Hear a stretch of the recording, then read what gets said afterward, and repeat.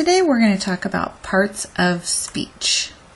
8 parts of speech: verbs, nouns, pronouns, adjectives, adverbs, prepositions, conjunctions, and interjections.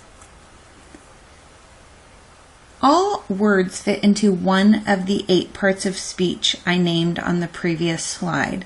Sometimes words can fall into more than one category depending on the way the word is used in the sentence. We're going to start with verbs. A verb tells what the subject is or what the subject does. A verb expresses action done by or to the subject. A verb can also express the subject's state of being. Some verbs are run, jump, walk, sit, stand. So in a sentence, I run fast, run is the verb. State of being verbs, am, is, are, was, were, be, being, been, are used in sentences such as I am happy. Am is the verb. Nouns. A noun can name a person, a place, a thing, or an idea. This is a table listing different nouns and why they fall into the noun category. So you can see here that an employee is a person. So that would be a noun. It falls into the person category. Tammy names a specific person. State is a place. Washington is a place, but it names a specific place. Computer is a thing, and love is an idea. When you think about nouns, you learned when you were very young that a common noun is, like, for instance, employee, whereas a proper noun would be a specific person, place, or a thing. So employee is a common noun and Tammy is a proper noun. State is a common noun and Washington is a proper noun.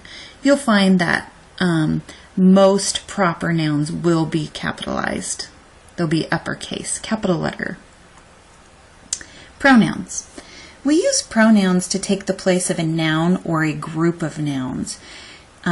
We like to have a little bit of variety in our writing. It would sound funny if we used the person's name over and over in a paragraph. So instead, well, here's an example of how redundant it would be to use the same person's name over and over. Tammy went for a jog. Tammy jogged through the park. Tammy feels great. Instead, we would say, Tammy went for a jog. She jogged through the park. She feels great. Using the pronouns makes the paragraph much more interesting. You should know that when you use pronouns, like, for instance, I used the pronoun she to replace Tammy. Tammy is the antecedent of that pronoun. So when it's just a term that you'll hear when you're learning English grammar. Adjectives. An adjective modifies a noun or a pronoun. Adjectives are describing words. If the word describes what kind, how many, or which one, it is an adjective. Articles are also considered adjectives. An article introduces a noun. There are 3 in the English language that we use: a, an, the. And I've just used a couple examples of adjectives here in these sentences. The friendly girl smiled. The beautiful girl smiled. The sweet girl smiled.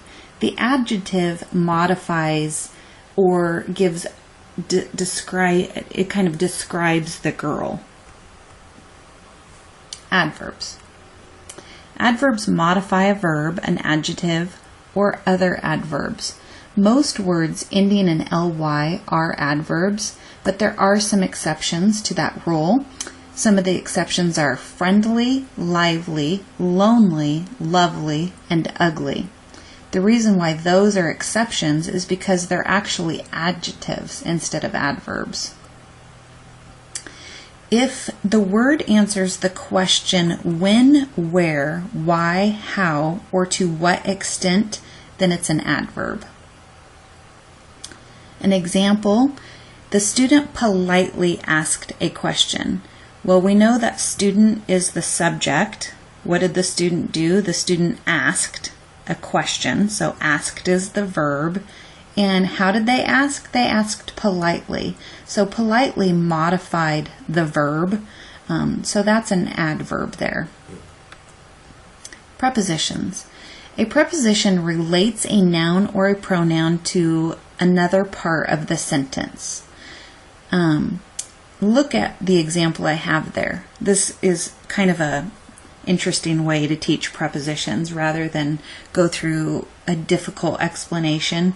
You can look at the sentence where I have the blank, the toddler crawled blank the balance beam. So what words could you use in that blank? If you can use a word in that blank that makes sense, it's a preposition. So what it's doing is it's explaining the relationship between where the toddler crawled and the balance beam, the noun. So you can see this toddler, she's crawling under the balance beam or around the balance beam. So under, around can be used. The toddler crawled under the balance beam. The toddler crawled around the balance beam. The toddler crawled on the balance beam. The toddler crawled across the balance beam. Other prepositions that could be used would be along, behind, beneath, beside, by, near, toward, upon. So these are all prepositions, and there's quite a good long list of prepositions that you'll want to learn. Conjunctions. A conjunction connects two or more words. There are 7 conjunctions: and, but, or, nor, for, yet, so. An example of connecting 2 words: she is strong and intelligent woman. Oh, I'm sorry. She is a strong and intelligent woman. So you could see and connects those 2 words there, strong and intelligent. Coordinating conjunctions connect words, phrases, or clauses. So an example here, I've got 2 different, looks like independent clauses. So the hairdresser did a great job on my hair, and she was very nice to me. So and connects those 2 complete sentences.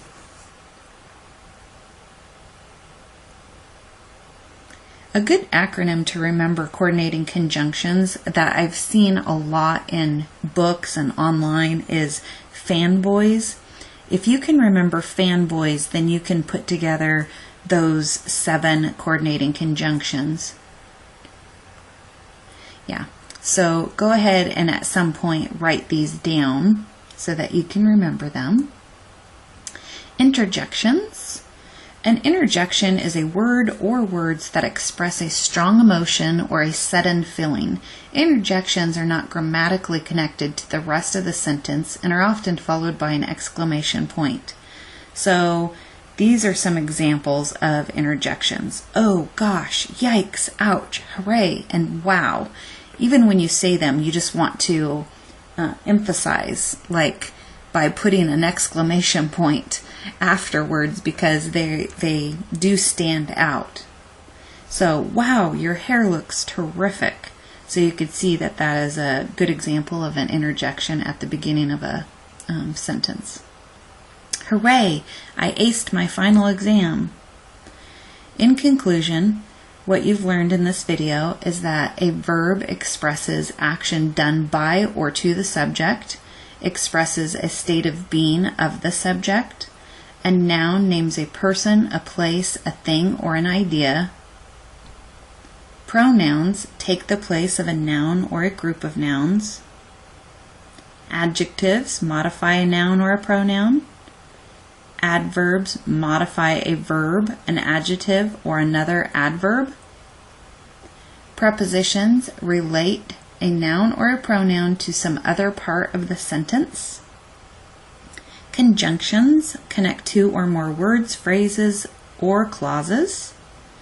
interjections, word or words that express a strong emotion or a sudden feeling. Thank you for watching.